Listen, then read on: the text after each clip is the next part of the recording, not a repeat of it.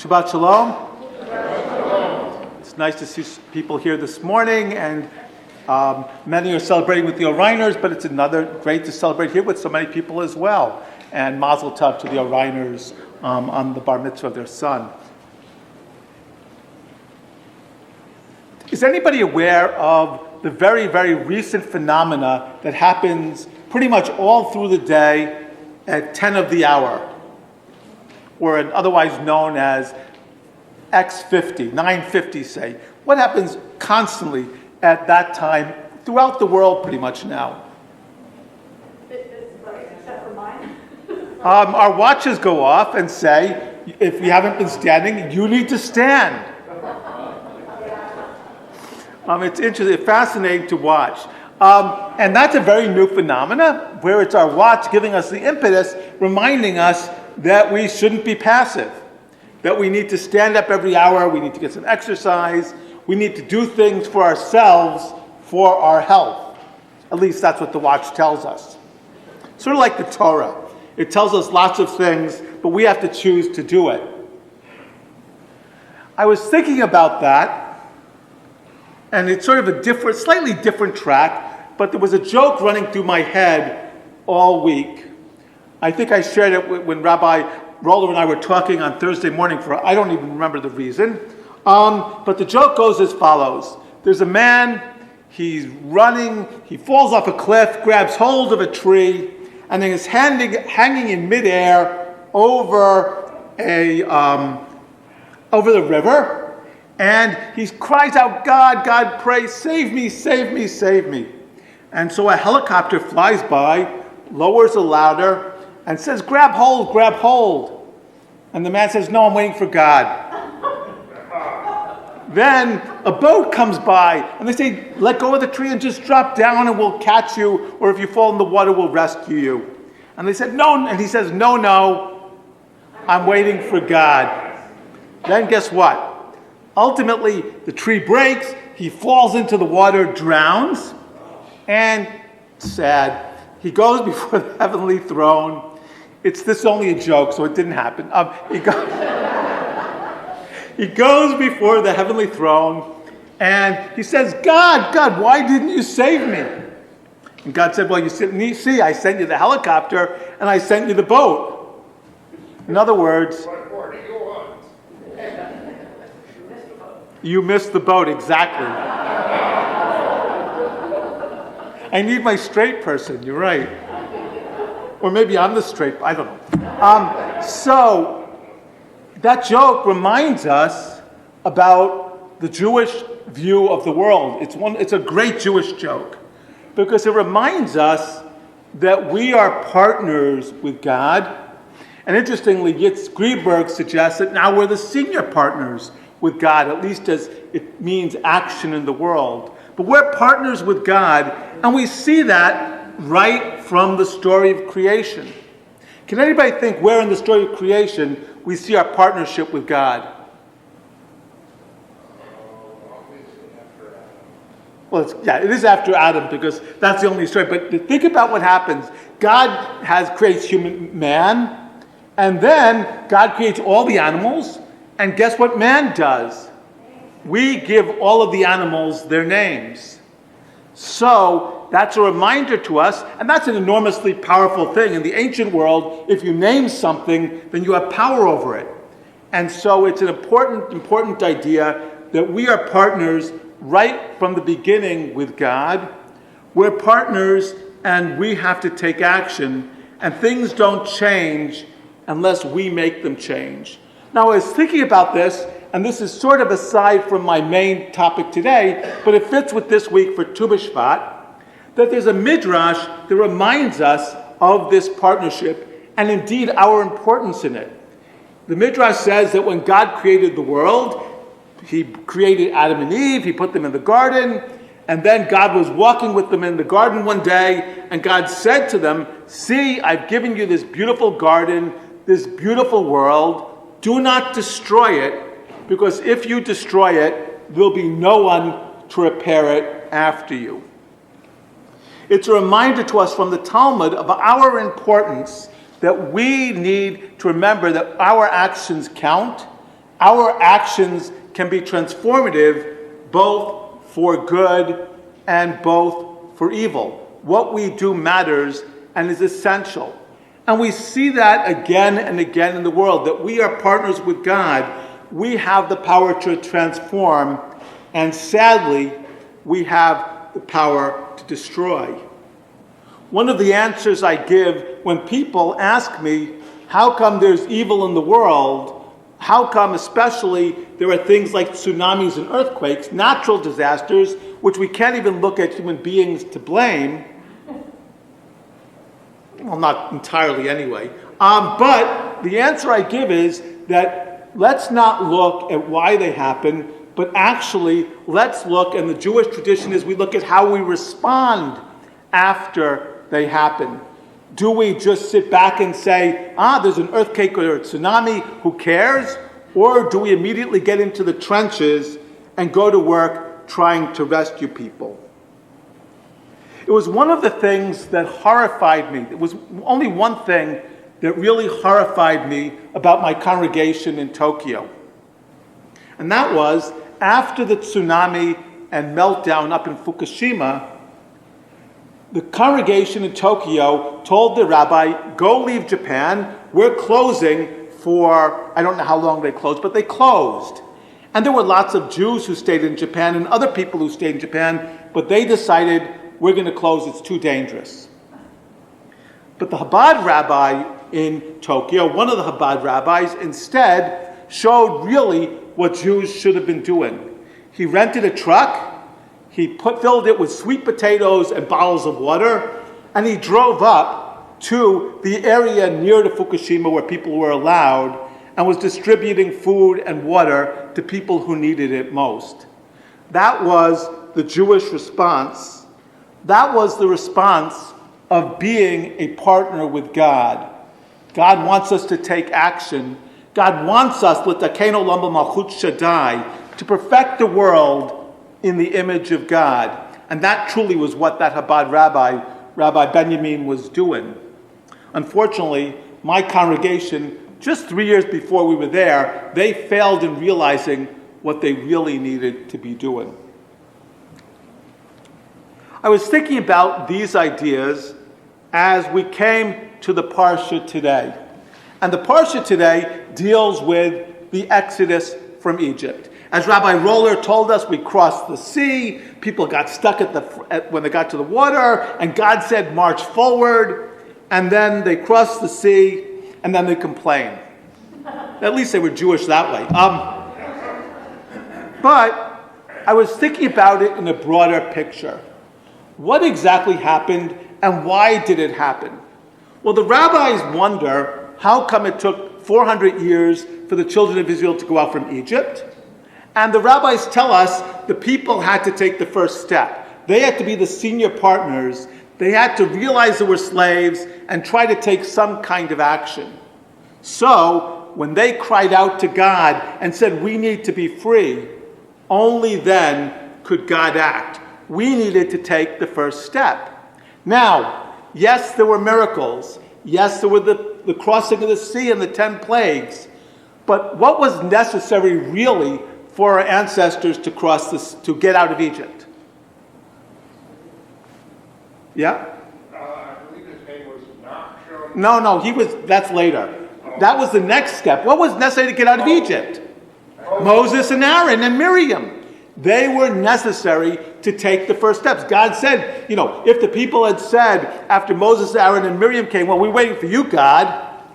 I sent you Moses, Aaron, and Miriam. And in fact, we'll see that in a Haftarah coming up when we read Parashat Balaam in many, many months, but later on this year. We'll see God sending these people in each generation.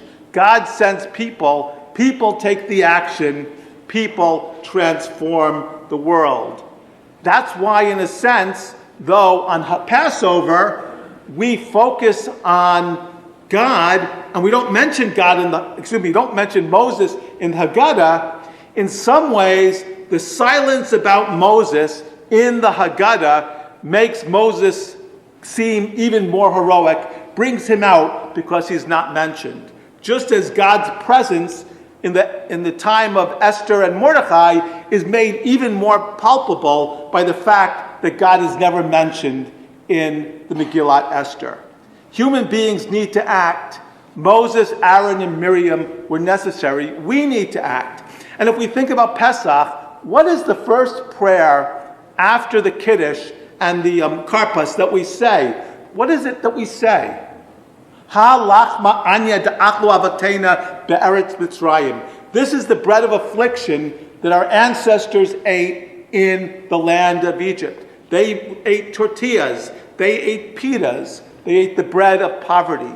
But the bread of poverty is transformed as an act of faith by our ancestors as they carried out on their back, going from slavery to freedom. And that paragraph then says, what do we say? Let all who are hungry come and eat. Let all who are enslaved be free.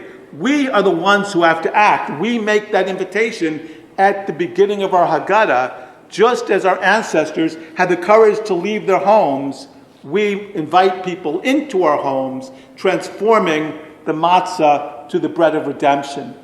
Then our ancestors had to act, following Moses, Aaron, and Miriam. And today, we need to act, following Moses, Aaron, and Miriam, and the courage of all of our ancestors. And that story is, again, we're reminded of it during the Parsha this morning, as that Rivka chanted, the part of the Parsha that Rivka chanted. Ben left us, actually Ben crossed the sea, I think. Ben got us to the sea, but then what happened? We were at the sea. Sorry about that. This is my bar mitzvah, so my voice is cracking. We were at the sea, and we saw the water, we saw the Egyptians, and we were terrified. We were waiting for a miracle. We were waiting for God. And then, as we heard from David, Nachshon ben Aminadav had the courage to act. He went into the water. And I did this at the board meeting, so I'm not going to do it now. But he went into the water up to his knees, and nothing happened. He went into the water up to his waist, and nothing happened. But finally, as he was going into the water saying, Mi chamocha be'elim Adonai, mi chamocha nedar b'kodesh, the water got up to his mouth, and that's why he said, Mi chamocha. The water got up to his mouth, and only then did the sea part. He had to take the first step. He had to take the dive, and then the rest of us could cross to safety. He did too. And that was because of the action he had the courage to take, the leadership to take those first steps to go into the sea.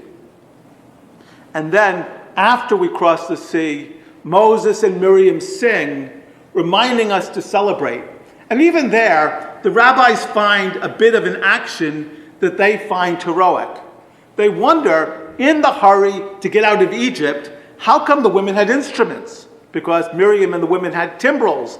And the answer they gave was, the women had the faith, and they knew that this was going to happen in the right way, and there was going to be this miracle, and they were going to go free. Therefore, they were ready to celebrate, where the men were not.